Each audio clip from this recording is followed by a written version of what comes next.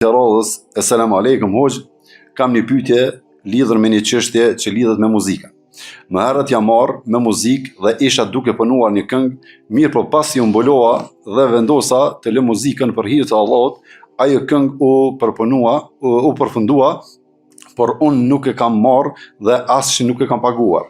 A kam gjuna që nuk e kam paguar dhe pse e lash muzikën për hir të Allahut, Allahu ju shpërblet.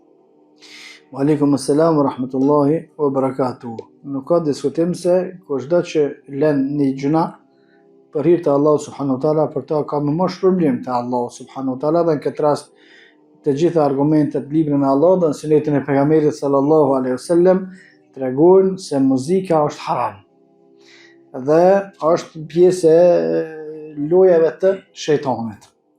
Tash ato që e ke lënë, alhamdulillah, inshallah Allahu të shpërblen.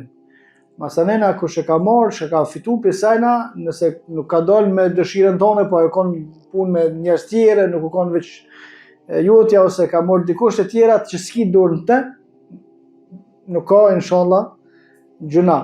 Më thonë, ato që u ba aja masanena, jo me lejen tonë, jo me dëshirën tonë, inshallah nuk ka gjuna. Pastaj, edhe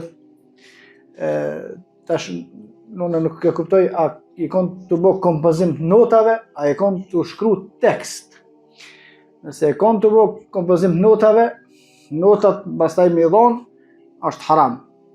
Nëse e konë të shkru tekst, nëse teksti për mrena ka veç fjallë të mira, nuk ka diçka që i bjen gjuna, e të në tjertë e morin e mështillin me muzikë, ajo është problemi tyre, nuk është tas një gjë që bjen në barën e asaj që ka shkruar tekstin, nëse tekstin vetën e vetë nuk ka përmbajt haram, wallahu a'lam.